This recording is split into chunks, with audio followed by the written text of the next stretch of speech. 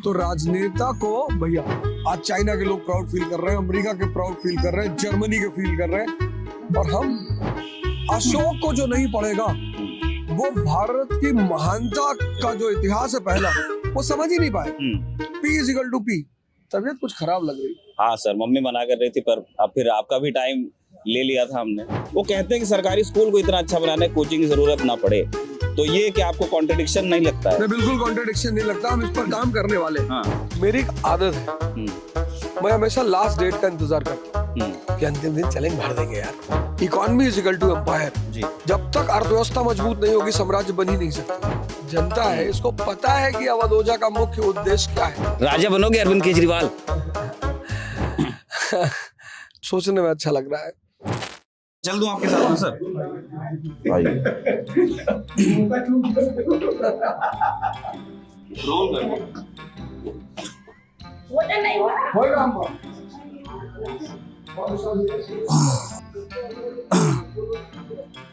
Aditya role है अपना। करे चलो भैया, चालू कर दें? हमें माइक नहीं है? आपके लिए माइक ही रहेगा। चलो ले लो भाई, फोटो ले लो, आ जाओ। रोल लो। नमस्ते, मैं हूं निखिल और आप खबर गांव की चुनाव कवरेज को देख रहे हैं। इस वीडियो में आप अवध ओझा से मिलेंगे। गोंडा के आप रहने वाले हैं, इंद्रप्रस्थ में राजा बनने की कोचिंग चलाते हैं, वोटर ग्रेटर नोएडा के, लेकिन पटपरगंज से आप विधायक बनने के आकांक्षी हैं, और अगर आप और आपके साथी जीत जाते हैं तो अरविंद केजरीवाल राजा बन जाएंगे। ये सर इंट्रो मैंने याद कर लिया था, इसलिए दिया, वरना आपको देख के भी लोग पहचान ही जाते हैं। तो लेकिन मैं अब पटपरगंज का हूँ, हाँ, 40 ब्लॉक ही। हाँ, वो आपने अब बदलवा लिया है वहां से। मुझे सर सबसे पहले यही जानना है कि आपका जो नाम है वो संस्कृत वाला अवध है जिसका वध नहीं हो सकता, या वो जो अवध जहाँ से आप आते हैं? हाँ। फारसी वाला अवध है। हाँ। अवध मतलब ऐसा व्यक्ति जिसे हराया ही नहीं जा सकता। हाँ। अवध तो मेरा तो अवधि वाला है, हाँ। क्योंकि हमारे पिताजी रामचरितमानस पढ़ते हैं। हाँ, हाँ। तो उसमें अवधपुरी और अवध की चर्चा होती रहती है। तो वहीं से उन्होंने वो शब्द उठाया, अवध। तो ये पूछा, हाय हॉर्न बज रहा है, पूछा मैंने इसीलिए क्योंकि ये नामों को लेकर के बड़ा कंफ्यूजन होता है ना, उसको अलग अलग टोन दिया जाता है कि बाबर रोड हो सकती है कि नहीं, औरंगजेब रोड का तो नाम बदल गया। बिल्कुल है ना। मेरे ख्याल से एक समझदार जो नागरिक होता है और एक समझदार जो राजनेता होता है, दूरदर्शी आदमी हमेशा ऐसे काम करता है जैसे आप अमेरिका में कोई भी रोड हो, लेकिन वहां के नागरिक अपने आप को प्राउड फील करते हैं ना, दुनिया के सबसे ताकतवर देश के नागरिक हैं वो। तो राजनेता को नाम से ज्यादा देश की समृद्धि और शक्ति पर ध्यान देना चाहिए, जिससे कि लोग प्राउड फील करें। आज चाइना के लोग प्राउड फील कर रहे हैं, अमेरिका के प्राउड फील कर रहे हैं, जर्मनी के फील कर रहे हैं, और हम तो दूरदर्शी नेताओं के अंदर ये सबसे बड़ा भाव होता है कि जनता हमारी अपने देश पर, जैसे हमारे आपके घर में आपके बाबा गवर्नर हैं, तो आप प्राउड फील करेंगे कि नहीं करेंगे? हाँ, बिल्कुल करें। ऐसा होना चाहिए। तो ये सर एक जैसे आप जिस तरह से इतिहास आपने पढ़ाया है उसकी बड़ी तारीफ भी होती है। अब एक यहाँ ट्रेंड चल रहा है कि जिसने मतलब 10वीं के बाद इतिहास पढ़ा ही नहीं है ना, उन लोगों की भी शिकायत है कि वो एक MA MPhil की किताब से कोई नाम निकाल के लाते हैं कि यार ये तो मेरे सिलेबस में था नहीं, इतिहास छुपाया गया। तो रवीश कुमार की एक वो बड़ी पॉपुलर लाइन है कि शादी के बाद और नौकरी लगने के बाद कितने लोगों ने एक किताब पूरी पढ़ी है, उनको भी इतिहास जानना है। तो आपको क्या लगता है, क्या हिस्ट्री की जो टीचिंग है उसको सुधार की जरूरत है? पूरी टीचिंग को भारत में सुधार की जरूरत है। हमको चतुर्लिंगम मॉडल लड़के नहीं पैदा करना है, हमको रैंचो, हमारे जो जनरेशन है वो रैंचो मॉडल होना चाहिए, जिसमें व्यक्ति सिर्फ शिक्षा में अव्वल ना रहे, जीवन में भी अव्वल रहे। सिर्फ अच्छी नौकरी ही ना मिले, उसका जीवन भी संभला हुआ हो। अच्छा, आज कल आप देखो कितने बच्चे सुसाइड कर रहे हैं। कल कोटा में फिर एक लड़की ने सुसाइड कर लिया। इतिहास की पढ़ाई गलत हुई है क्या सर? इतिहास की पढ़ाई कभी गलत नहीं होती, पढ़ा कौन रहा है ये बहुत इंपॉर्टेंट होता है। और ठीक है, मैं तो मानता हूँ कि परिवर्तन होते रहना चाहिए, चीजें नई नई चीजें आनी ही चाहिए, तो वो कोई दिक्कत की बात नहीं है, उसमें कोई है। लेकिन मेरा मानना ये है कि पढ़ाया अच्छी, जैसे धर्म में शब्द है युद्ध, तो वहां आंतरिक युद्ध की चर्चा होती है। भाई गीता में कितनी बार अर्जुन से भगवान कृष्ण कह रहे युद्ध कर युद्ध कर युद्ध कर। अब वो युद्ध शब्द हम टीचर सामने वाले को कैसे बताएगा, ये बहुत इंपॉर्टेंट है। और ये जो पीरियड को लेके चल रहा है कि आपने कलिंग वाला पढ़ाया कि नहीं, अशोक का नाम आपने ढंग से लिया कि नहीं, या फिर आप सिर्फ दिल्ली की सल्तनत पढ़ाते जा रहे हैं, ये शिकायत है ना लोगों की। बिल्कुल, अशोक को जो नहीं पढ़ेगा वो भारत की महानता का जो इतिहास है पहला, वो समझ ही नहीं पाएगा। P is equal to P। तबीयत कुछ खराब लग रही। हाँ सर, मम्मी मना कर रही थी, पर अब फिर आपका भी टाइम ले लिया था हमने। नहीं, P is equal to P, policy depends upon priority. तो सम्राट अशोक ने भारत को ऐसा गौरव दिया, ऐसा गौरव दिया, तो गौरव किस आधार पे दिया, समुद्रगुप्त ने गौरव कैसे दिया, ये सारे गौरव हमें समझने होते हैं। तो हम प्राचीन भी पढ़ाते हैं, मध्य भी पढ़ाते हैं, आधुनिक भी पढ़ाते हैं। ठीक है, आप अभी सर कोटा की बात कर रहे थे, एक बड़ी आलोचना अभी उठ खड़ी हुई है, देखिए कोटा में किस तरह की मायूसी है, और लोगों की शिकायत है कि कोचिंग माफिया ने बड़ा डिस्ट्रॉय कर दिया है एजुकेशन सिस्टम को। तो आपने भी ज्वाइन की है आम आदमी पार्टी, आप एक शिक्षक भी हैं और तो साथ में एक एंटरप्रेन्योर भी हैं, और ठीक है आप सिविल के पढ़ाते हैं, लेकिन आप एक वो जो कोचिंग का पूरा तंत्र है उसी का हिस्सा हैं।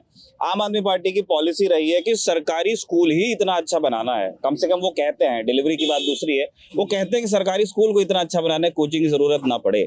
तो ये क्या आपको कॉन्ट्रडिक्शन नहीं लगता है? बिल्कुल कॉन्ट्रडिक्शन नहीं लगता, हम इस पर काम करने वाले हैं।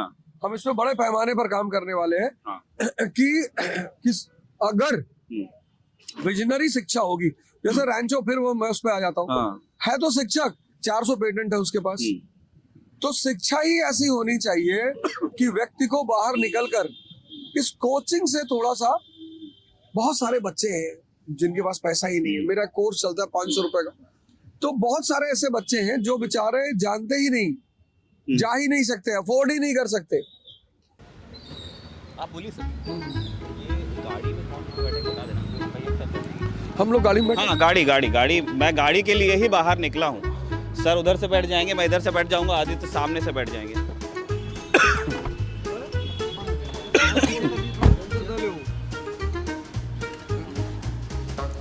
गाड़ी में आने की बाध्यता ये है कि समय की पाबंदी है, आपको एडीएम ऑफिस जाना है, वहाँ स्क्रूटिनी आज आपकी है। स्क्रूटिनी से याद आया सर कि 2 सवाल हैं मेरे। पहला तो ये कि आप सिविल वगैरह की आप तैयारी करते हैं और करवाते हैं, माफ कीजिए, तो और आपको पूरा मतलब संविधान के आप शिक्षक रहे हैं, तो लोगों को बड़ी इस बात में बड़ी दिलचस्पी थी कि आम आदमी शिक्षा के मॉडल की बात करती है, अब अधोजा शिक्षक हैं, दूसरों को पढ़ा के आईएएस कितनों को बना दिया। और बताइए, एक वोटर आईडी वाली चीज क्लियर नहीं थी? नहीं, मेरी एक आदत है, मैं हमेशा लास्ट डेट का इंतजार करता हूँ कि अंतिम दिन चलेंगे, भर देंगे यार। तो इलेक्शन कमीशन का एक नियम है कि जिस दिन नॉमिनेशन की अंतिम डेट होगी, उस दिन से 10 दिन पहले तक इलेक्टोरल आईडी कार्ड की सारी संविधाएं एक्सेप्ट की जाएंगी, जो मतलब एप्लीकेशंस आएंगी वो एक्सेप्ट की जाएगी। तो 17 को नॉमिनेशन का अंतिम दिन था, तो उस हिसाब से 7 को हम अपना कागज जमा कर सकते थे। 7 को हमने जमा कर दिया। जब हमने जमा कर दिया तो 10 तारीख को सरकार फिर एक नोटिफिकेशन जारी करती है कि नहीं, 7 वाले नहीं, अब 6 वाले ही लिए जाएंगे। इससे ये दिक्कत पैदा हुई। हमारी तरफ से कोई प्रॉब्लम नहीं थी। आपको ऐसे कोई चिंता स्क्रूटनी को लेकर तो नहीं है? नहीं, बिल्कुल नहीं है, एकदम नहीं। कोई चीज गलत होती तो दिक्कत भी होती। हमारे विपक्ष के प्रतिद्वंदियों को हमारे बारे में बहुत कुछ जानने को मिलेगा। स्क्रूटनी यही तो होती है कि आप भी सामने वाले के बारे में जानते हैं, सामने वाला भी आपके बारे में जानता है, जनता भी आपके बारे में जान जाती है, तो बहुत अच्छी चीज है स्क्रूटनी। ठीक बात है। वो अपनी वो बात रह गई गाड़ी में बैठने के चक्कर में कि जो शिक्षा का मॉडल है, जिसकी बात मनीष सिसोदिया करते हैं, आतिशी जी करती हैं, है ना, और आप कोचिंग के तंत्र से आते हैं। बिल्कुल। तो मेरा मानना ये है, मैं तो अपने क्लास में बच्चों से पढ़ता हूँ, कहता हूँ था मैंने कहा यार, अगर तुमको इस तरह पढ़ाया जाता, E is equal to E, economy is equal to empire, जब तक अर्थव्यवस्था मजबूत नहीं होगी साम्राज्य बन ही नहीं सकता। भाई चीन पैदा हुआ, आज OnePlus मार्केट में छाया हुआ है, और हम दोनों साथ में पैदा हुए, चीन और भारत, तो हमारा OnePlus का टक्कर का प्रोडक्ट भारत बाजार में क्यों नहीं है? तो अब ये समझ वाली बात है। अगर ये समझ स्कूल में ही, कॉलेज में ही विकसित कर दी जाए तो coaching is necessity is the mother of invention. जब कॉलेज और स्कूल समझ का विकास करने में थोड़ा असफल रहे तो कोचिंगें पैदा हुई। तो आपको लगता है कि जब अभी आपका मैं इंटरव्यू देख रहा था, आप कह रहे थे कि पटपड़गंज के लिए आपसे पूछा गया कि क्या आप कीजिएगा, तो आपने कहा कि मैं यहाँ तैयारी का हब बना दूंगा। तो तैयारी के हब और स्कूल साथ साथ चलेंगे? बिल्कुल चलेंगे। मैंने एक बात और कही, शायद आपने उसे पूरा नहीं सुना होगा। मैंने कहा काउंसलिंग, जैसे बहुत सारे बच्चों के माँ बाप पैसा दे सकते हैं पर वो काउंसलिंग नहीं कर पाते, क्या करना है, कैसे करना है, कब शुरुआत करनी। तो काउंसलिंग और गाइडेंस का हब प्लस क्लासेस, वो भी ऑनलाइन। तो आप उस तरह से इसको लागू करना चाहते हैं। ठीक बात है सर। एक आप गोंडा से आते हैं, है ना, और अब आप पटपड़गंज से लड़ रहे हैं, तो इस सीट स्पेसिफिक की आपकी कोई पसंद थी क्या कि मैं लड़ूंगा तो पटपड़गंज से? मेरी पटपड़गंज पसंद थी और उसकी वजह ये थी कि मेरा पूरा परिवार यहाँ रहता है, पूरा। मेरी 2 बहनें रहती हैं यहाँ पे और मेरे मतलब मेरे क्षेत्र के बहुत सारे परिवार यहाँ रहते हैं। तो ये एक बहुत बड़ा मतलब रीजन था मुझे ये सीट मांगने का। पूर्वांचली वोटर्स भी इसमें एक फैक्टर थे? मैं शिक्षक हूँ, मुझे सब वोट करेंगे। मतलब शिक्षक और डॉक्टर, इनसे तो हर व्यक्ति का जुड़ाव है भाई। अगर मैं यहाँ पढ़ाऊंगा तो क्या सिर्फ पूर्वांचल के लड़के ही पढ़ेंगे? उत्तरांचल के लड़के नहीं पढ़ेंगे? वो भी पढ़ेंगे। बंगाल के लड़के पढ़ेंगे, उड़ीसा के लड़के, बिहार के लड़के, सबके लड़के पढ़ेंगे। तो जब मैं सबका भला करने आया हूँ, जब मैं सबको देखने आया हूँ, तो सब मुझे नहीं देखेंगे? नहीं, वो बात आपकी ठीक है। मैं दरअसल उस चीज की बात कर रहा था कि एक जो जैसे स्टैंड अप में या कुछ फिल्मों में दिल्ली का चित्रण थोड़ा सा अजीब हो गया है ना, उसमें वो ग्रेटर कैलाश और वहाँ के 2-3 लोगों को पकड़ के, कि किसी लड़की ने कभी कहा होगा लेकिन अब वो मजाक बन गया कि भैया आप चलेंगे कि नहीं ऑटो में। लेकिन दिल्ली तो दूसरी दिल्ली भी है, देहात में भी है ना, पीछे हटियों की नाही भी बोलते हैं यहाँ पे, है ना, जैसे आप बोलते हैं। तो पूर्वांचली वोटर की अपनी एक जगह है और भारतीय जनता पार्टी थोड़ी सीरियस रही है इस चीज को लेकर। मनोज तिवारी हैं उनके पास, है ना, तो अब कार्ड के लिए आम आदमी पार्टी अनिल झा को भी लेके आ रही है, सोमेश शौकीन को भी लेकर आ रही है, पहली लिस्ट में उनको टिकट भी दे रही है ना, फिर आप हैं। तो आपको लगता है कि आपका जो असर है यहाँ के पूर्वांचली वोटरों पे इतना है कि वो शिक्षक तो चलो आपको मानते हैं, है ना, दिमाग का डॉक्टर आपको मानते होंगे, वोट भी दे देंगे क्या? बिल्कुल देंगे। इसलिए देंगे कि उनके भविष्य, बच्चों का भविष्य, उस सबके उत्थान का मार्ग मेरे साथ से निकलता है। देंगे, उसमें कोई इफ एंड बट का मामला ही नहीं है। पूर्व में ऐसा रहा है कि भारतीय जनता पार्टी या बसपा भी आपने कहा था उस इंटरव्यू में, कांग्रेस भी कहा था, लेकिन फिर अंततः मतलब आप पहुंचे आम आदमी पार्टी के पास। और वो टीस आपके कुछ बाकी इंटरव्यूज में भी देखी जा सकती है कि जब मन चाहता था तब किसी ने पूछा नहीं, तो आपके फिर जो लड़के आपको देख करके सीखते हैं वो कह रहे हैं कि यार सर मंच ही देख के चले गए, तो दूसरा कोई मंच मिलेगा तो वहां चले जाएंगे क्या? हाँ, ये भी सवाल अब लगातार आ रहा है। आपको जिस आदमी ने सम्मान दिया, जगह दी, आपकी नीतियों पे जो अमल करने को तैयार है, आप उसे कैसे छोड़ेंगे? छोड़ने की संभावना ही नहीं है। तो मतलब आप ये श्योर हैं इस चीज को? मैंने क्यों पूछा मैं बता देता हूँ आपको, है ना। जो कंसल्टेंसी एजेंसी देख रही है चुनाव, है ना, उनके लोगों से भी मिलता हूँ तो वो भी यही कहते हैं कि भाई थोड़ी नर्वसनेस है, एंटी इनकम्बेंसी नाम की चीज होती है। अभी हमने पिछले साल ही देखा है कि इतने बड़े चेहरे और इतने संसाधनों के बावजूद भी 240 हो गया। तो आम आदमी पार्टी को भी तो आप देखिए एक तरह से तीसरी बार उनको सरकार बनाने का मंसूबा वो कर रहे हैं, है ना। अगर आप ये 2 ही टेन्योर पूरे मान लें तो अच्छी खासी एंटी इनकम्बेंसी इधर भी है। और यहाँ तक कि लोग कहते हैं कि सिर्फ चुनाव नहीं जीतना है, अगर बहुत बड़े नंबर से नहीं जीते तो सरवाइव नहीं कर पाएगी सरकार। तो उस स्थिति में भी बने रहेंगे। एंटी इनकम्बेंसी बड़ा अच्छा फैक्टर होता है राजनीति में, लेकिन जब आपके विकास कार्य ऐसे होते हैं जो जनता को सीधा लाभ पहुंचा रहे हो, जैसे बिजली का बिल है।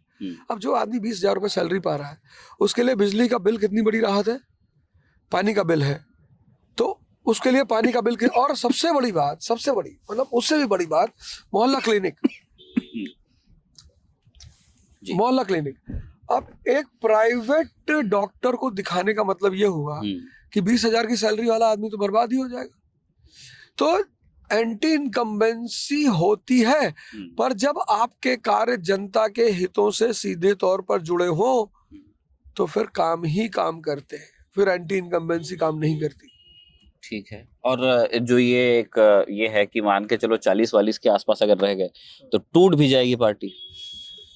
इस तरह की आप लोगों के बीच में भी बात होती है क्या कि अपने को मतलब एकदम 55-60 ही हिट करना है वरना नहीं चल पाएगा? अब ख्याली पुलाव बनाने वाले लोग तो बहुत हैं दुनिया में। 60+ सीट आम आदमी पार्टी की आ रही है और उसे आना ही है। सर फिल्म सिटी में हम सब काम करते हैं तो वहाँ एक बड़ा कल्चर है कि जब जैसे कंपनी अगर कोई आदमी चेंज करता है या नई कंपनी ज्वाइन करता है तो क्या करता है, 2 काम। एक पहले जो वहां कर रहा है काम उससे बात करता है और एक करता है उससे बात जो वहां से नौकरी छोड़ चुका होता है कि भाई माहौल कैसा है। आम आदमी पार्टी को ज्वाइन करने से पहले क्या आपने ऐसे लोगों से बात की जो पार्टी छोड़ चुके हैं? मिसाल के लिए कुमार विश्वास आप ही की तरह बहुत पढ़े लिखे हैं, ज़हीन इंसान हैं, आप मानस का पाठ करते रहते हैं, वो भी कथा कर रहे हैं, अच्छी कविताएं पढ़ते हैं, तो उनसे बात हुई थी कि क्यों छोड़ा आपने? भगवान बुद्ध परिवार छोड़ के चले गए, सन्यासी हो गए। बहुत अच्छा लगेगा कुमार विश्वास को ये सुनकर। हाँ बिल्कुल, सन्यासी हो गए। लेकिन कबीर दास जी परिवार के साथ रहे। तो हर व्यक्ति के जीवन जीने का अपना अपना तरीका है। अब कोई ये कह दे आध्यात्मिक होने का मतलब गृहस्थ नहीं होना है। अब राजा जनक आध्यात्मिक होते हुए सन्यासी होते हुए राजा है, तो सबका अपना अपना पर्सपेक्टिव है। मेरा मानना यह है कि हो सकता है कि आपका पर्सपेक्टिव पार्टी को संगठन को सूट ना करता हो या संगठन का पर्सपेक्टिव आपको सूट ना करता हो। तो मैंने इस पर R&D किया कि अगर मैं राजनीति ज्वाइन करता हूँ, पार्टी ज्वाइन करता हूँ, तो मुझे किन चीजों पे काम करना होगा। तो मुझे लगा नहीं, मैं तो कर सकता हूँ, कोई दिक्कत की बात नहीं। तो आज मैं हूँ पार्टी में।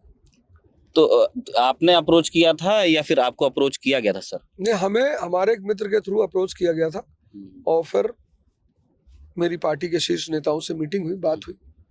कुछ थोड़ा मतलब एक प्राइवेट मीटिंग को तो कितना ही जाहिर किया जा सकता है, मेरा पूछना भी ठीक नहीं है, लेकिन लोगों की दिलचस्पी रहती है इसी सब में। क्या कहा था अरविंद केजरीवाल ने? मेरी कोई प्राइवेट मीटिंग नहीं हुई, पहली ही मीटिंग मेरी सार्वजनिक। जिस दिन मैंने ज्वाइनिंग किया था उसी दिन मैं ऑफिस पहुंचा, जो उनका ऑफिस है, मेन ऑफिस, हेड ऑफिस, वहां मैं ऑफिस पहुंचा और वही ऑफिस में सबसे मुलाकात हुई, हेलो हाय हुई, बातचीत हुआ। उससे पहले पार्टी के कुछ लोग थे जिनसे मेरा कनेक्टिविटी थी और वही ज्वाइनिंग हो गई। और फिर उसके बाद जो है सर अभी क्या हुआ है, जब से आप कैंडिडेट बन गए हैं, आपने पार्टी ज्वाइन कर दी है, तो खुदाई चल रही है सोशल मीडिया पे, है ना? आपके जितने पुराने इंटरव्यू हैं उनको देख के लोग आते हैं, उसमें से रील काटते हैं।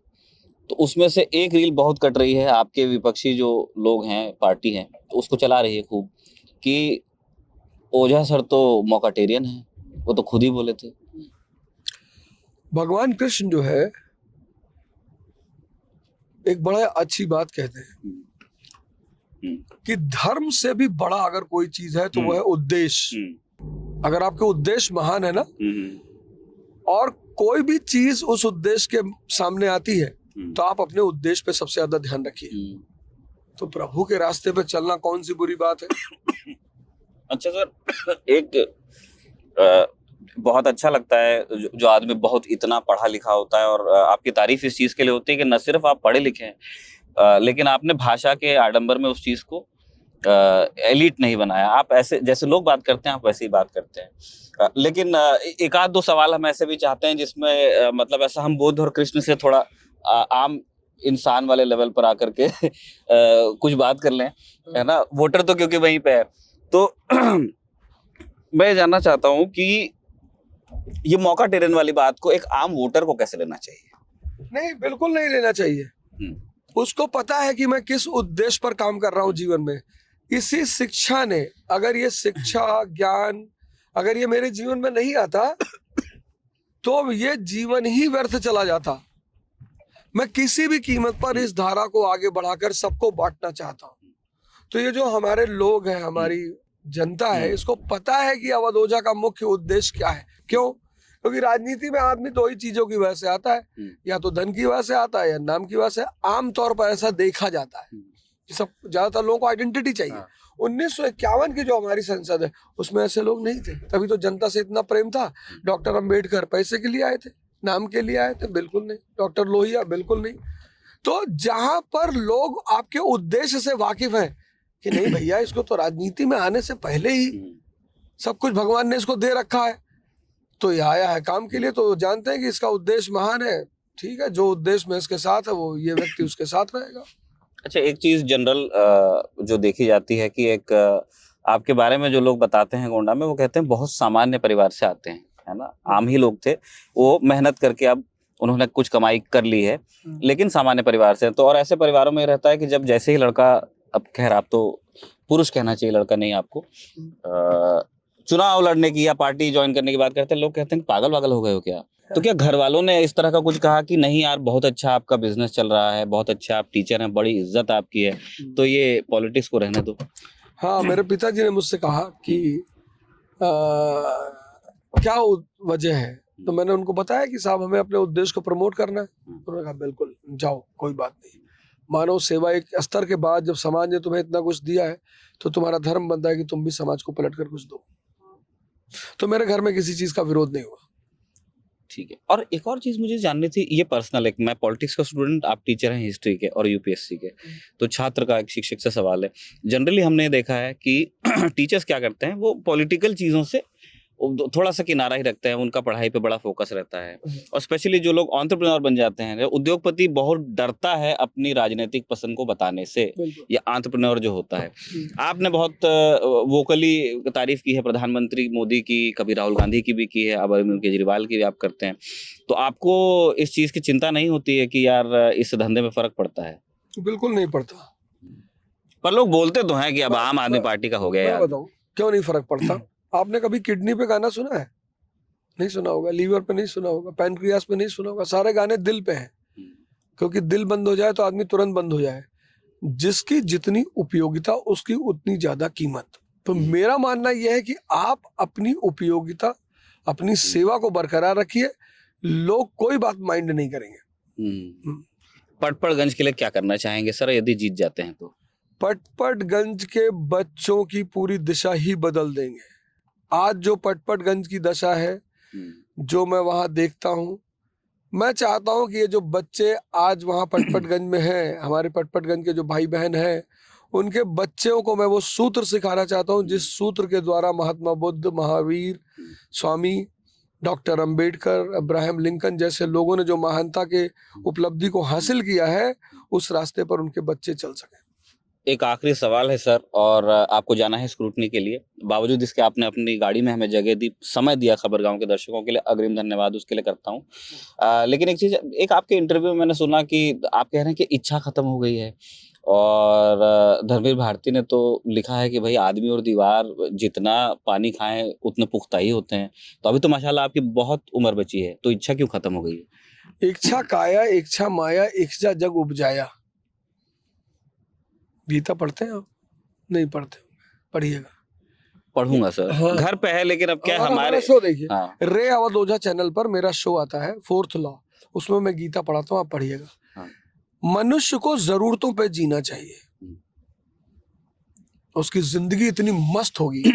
मैंने ये नहीं कहा मेरी जरूरतें खत्म हो गई हैं, इच्छा खत्म हो गई है, क्योंकि इच्छा आदमी को पागल बना के रखती है। तो मैं भगवान और गुरु के आशीर्वाद से अब जरूरतों पे जीने लगा हूं। तो जो इंसान की जरूरत है वो राम के कृपा से चली रही है, तो जीवन अच्छा चल रहा है। क्या क्या और जरूरत है सर आपकी? क्या आपकी जरूरतों में या इच्छाओं में ये भी है कि अभी नहीं, जरूरत क्या जरूरत, इच्छा तो है ही नहीं, जरूरत में ये है कि अब इतना पढ़ाई लिखाई को लेकर के इतना जब मेहनत की है, इतना मॉडल दिया है एक, है ना, और शिक्षा को लेकर ही काम करने वाली पार्टी में भी आ गए हैं, तो शिक्षा मंत्री भी बन जाएं। नहीं, ये तो खैर पार्टी डिसाइड करेगी कौन क्या बनेगा। लेकिन हाँ, जैसे गांधी जी हैं, आश्रम में रहते हैं लेकिन सेवा कर रहे हैं, तो बस यही जरूरत है, सेवा की सेवा चल रही है। अच्छा, एक चीज मैं पूरी तरह से उसमें पूछना चाहता हूं, और अंतिम मेरा प्रश्न होगा, हर व्यक्ति अपने जीवन में कुछ क्रेजी करना चाहता है सर, है ना, इच्छा के लेवल पे होता है, वो आपकी खत्म हुई लेकिन फिर भी कुछ तो बची होगी, और वो क्रेजी चीज होती है जो असल दुनिया में शायद घट भी नहीं सकती है। तो क्या आप ऐसी किसी स्थिति की कल्पना करते हैं, सपने में ही सही, शायद असल जिंदगी में ना कर पाए, कि आपकी पार्टी जीत गई, आप भी विधायक बन के चले गए, विधायक दल की मीटिंग है जिसमें प्रस्ताव दिया जाना है अरविंद केजरीवाल के नाम का, और वो मौका आपको मिला और आप कह रहे हैं राजा बनोगे अरविंद केजरीवाल। कुछ चीजें सोचने में बड़ी सुखद होती है और मुझे लगता है ऐसे सुख को जो है एंजॉय करना चाहिए। ऐसा हो गया तो आप ऐसा कहेंगे? नहीं, मैं एंजॉय कर रहा हूँ, आप कह रहे हो, मैं एंजॉय कर रहा हूँ, मुझे आनंद बहुत आ रहा है, लेकिन सोचने में अच्छा लग रहा है। ठीक है, बहुत बहुत धन्यवाद। आपने अपने कैंपेन ट्रेल में से आज तो स्क्रूटनी के लिए जाना था, हमें वक्त दिया, उसके लिए खबर गांव के दर्शकों की तरफ से बहुत बहुत धन्यवाद सर। तो ये इंटरव्यू था अवध ओझा जी का। वो पटपड़गंज सीट से अधिकृत प्रत्याशी हैं आम आदमी पार्टी के। उनका चुनाव कैसा चल रहा है, उनकी विधानसभा में काम कैसा हुआ है, इस पर भी खबरगांव की कवरेज आपको आने वाले समय में देखने को मिलेगी। दिल्ली की बाकी जगहों से भी कवरेज देखने को मिलेगी। वो सारी पेशकश यदि आप देखना चाहते हैं तो खबरगांव के साथ बने रहिए। जो अभी बातचीत आपने देखी है उसके लिए तैयारी पूरे खबरगांव परिवार ने की है, शुभम विश्वकर्मा ने की है, गौरव पांडे ने सवाल दिए थे और इसे रिकॉर्ड किया है आदित्य ने। आप देखते रहिए खबरगांव।